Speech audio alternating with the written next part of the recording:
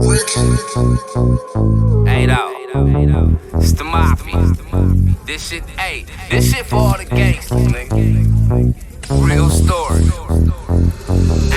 Jugging out the double doors, cuz in the 6'4". Showers hitting switches on these niggas back in 94. Basketball practice, and after that, I'm back to selling dope. When the cops hit the Ave, I done made a rack off of my pager though. When the WAP hit my box, I'ma hit them back, I'm on the payphone. My shoebox getting full, I need to go buy me a safe for real. It's treacherous outside, not supposed to have it, but I paid for it. A brand new out the box, Tootie on me while I'm trapping. And I hope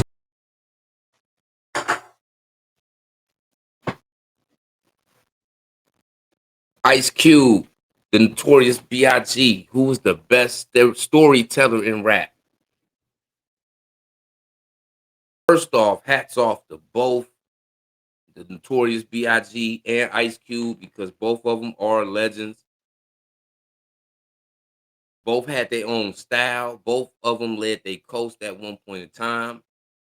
Biggie being gone is still the the top tier of the totem pole on the East Coast. He is the standard still. He's still, even being gone, is kind of like the trendsetter because we still see the East Coast wearing Jesus pieces. Where Ice Cube rapped through so many different eras of music. He come from the 80s. He did the NWA thing. He did the solo thing. He did the lynch mob thing. He did the West Side Connection thing. All the while still being a solo artist. And we're gonna get into it because we talking about two elite legends. We talking about a West Coast legend, Ice Cube. We talking about an East Coast legend, the Notorious B.I.G, Biggie Smalls. Both top tier storytellers. Now, one thing about rap, hold that thought. Hit that like button, subscribe to the channel, ding that notification bell. It's time for that Culture for the Streets, hosted by Mafia and Paint. Latch off the door, it's on the flow. You know what's going on. Don't leave out the trap till you've been served, and we serving every day. Ice Cube was very vocal back in the 80s, going into the early 90s, because him and Ice T,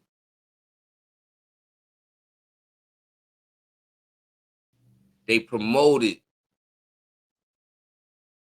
not promoted, but they shed light on what really was going on in California. Police brutality,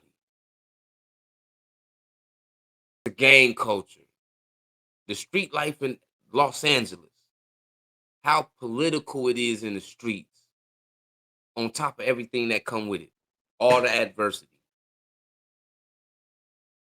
Doing that, coming into the game, introducing a lot of things to the game that we just wasn't looking at a lot of times.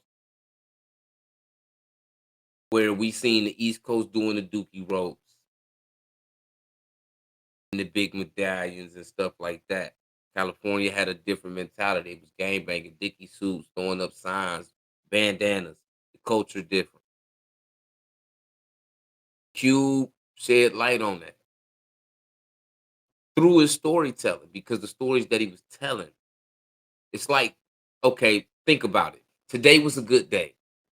He's telling a story, but if you pay attention to the story he's telling you, it's no different from the average gang member outside in California, leaving a house, all the things in front of all the obstacles in their way during the course of their day. They gotta make it through. Hope they make it through. Only to make it back home to say to themselves today was a good day. Now it's not just a California thing, because it's people going through that everywhere in other cities, other states. So the stories he was telling were 100% correct. Now with Biggie, he was the same type of storyteller, but he wasn't real political. Yeah, he gave us the New York politics, the New York trends, um, he told the real New York story, but it wasn't just always a New York story. Some of the stories he told as well were worldwide cultural stories that are relevant to the communities we come from because we are products of our environment. And Biggie was a product of his environment, just like Ice Cube, Ice T. You know, people that story told in a certain manner for you to understand it, not just only understand it, but it was so intense that you felt it when you listened to it. Now, Biggie, once again, was an elite storyteller, but his storytelling was different.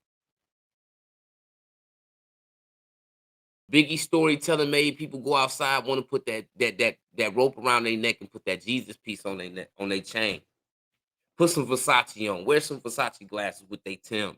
And he had a whole different type of sauce to him on top of telling a story because when you look at Biggie, you don't get that from Biggie off the rip. When you look at Biggie, you don't get the the the top notch bars he would give you without writing, the storytelling that he narrated without having to write the script.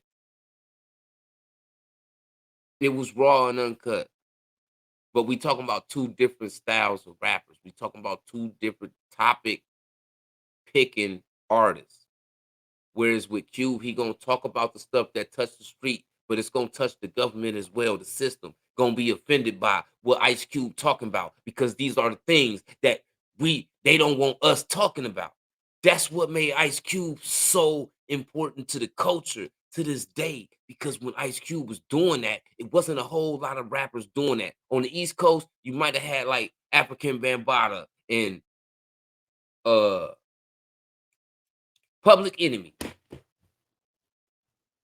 You see what I'm saying? Now you could put Chuck D in more of a situation like Ice Cube because he told political stories that affected our environment, us as a minority. That it affected us. So Chuck D was really offending a lot of people in the higher ups by what he was putting in the environment because we was soaking it up, understanding that what he was telling us was the truth.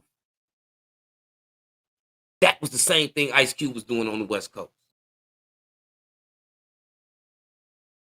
Can you compare Chuck D and Biggie? No. Only thing you can compare about Ice Cube and Biggie is the fact that they storytell. They were some of the best storytellers in hip hop. But no, no, no, no. Biggie was not better of a storyteller to me than Ice Cube. But one, the stories were different. I'm not saying I didn't feel Biggie stories because the warning, 10 crack commandments, all these. Listen, Biggie, prime storyteller. So when I say Cube was better in this situation, that's not saying Biggie was trash because we all know that's cap. Biggie was up there. He could go with anybody. But what you talking about makes a difference. What you are talking about makes a difference. Ice Cube did this for 2, 3.5 decades. At least 3.5 generations, different eras of hip hop. He did this and was relevant the whole time he did it because what he was talking about, the culture was always there, the politics was always there, and he always gave you some gems in his messages, in his music that really made you think. It's a little bit different. Whereas Biggie, he gonna tell you the story. He gonna tell you how, yeah, I know I'm ugly, but the girls gonna love me because I got money. Yeah, I'm a big dude, but I put that Versace on.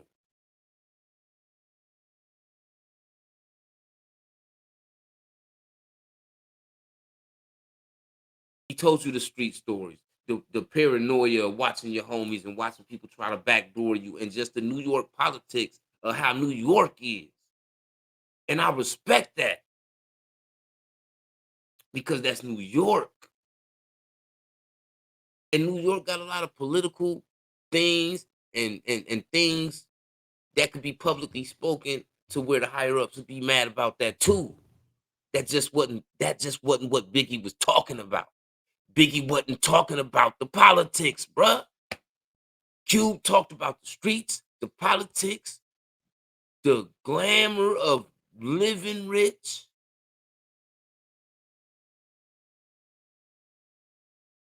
He glorified, he shed light on gangsters being successful, rich, and still being gangsters, still being around the gangsters. At the same time, he never took out the politics about it. He never took out the messages for the culture. To this day, the only people that tell stories that make sense enough for me to think that it comes with all of those ingredients, Jay-Z, Nas,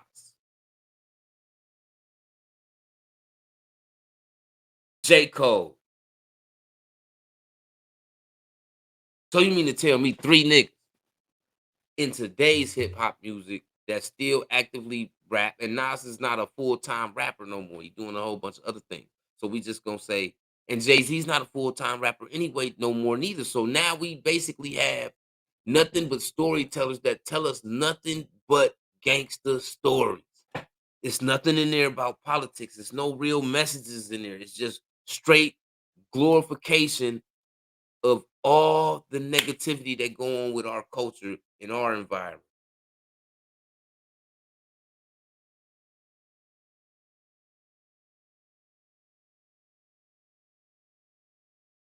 Biggie left an impression on the East Coast in New York City, for Brooklyn, for New York as a whole, because still today, they praise Biggie like Pop got praised in California.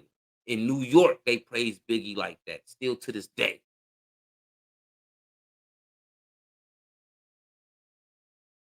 To this day, it's still Jesus pieces around everybody that's from the East Coast in New York City running around the city, with a memento attached to them. That Jesus piece, people feel like they accomplished something because that was something Big was doing. That's something Big put. So it's like a trademark for Big.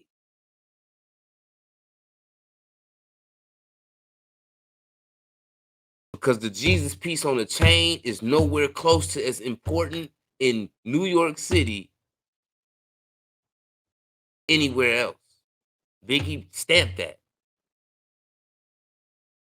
When we get to talking about Ice Cube, we just can't leave him. We can't leave what he pushed out there in California. This went to Texas. This went to the Midwest. This went to the South. This went to all the way to the East Coast. Cube was on the East a lot. He was messing around with African Bambaataa and people like that too on the East Coast. Chuck D and all these people. Ice Cube's message in his storytelling had a further reach than Biggie's did. And this is a fact.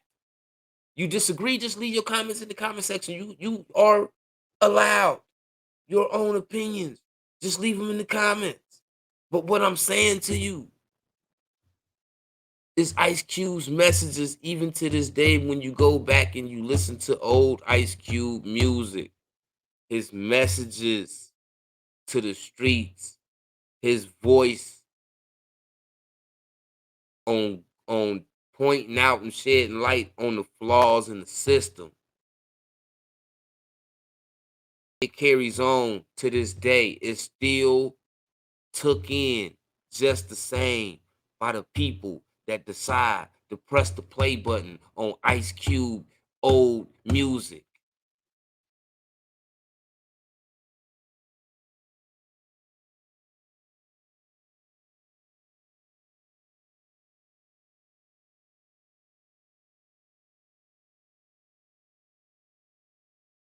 Sometimes the messages is more important than the bars. And we talking about two artists that come from where the bars and the messages had to be compatible for the song to be strong. And both of them was professionals at that. But when it came to Ice Cube, he was professional at keeping the gangster image while attacking the system, while offending the system, being successful while you offending the system that's trying to break you down. The same system that's trying to break you down, they happen to watch you become successful. And to this day, Cube's still successful.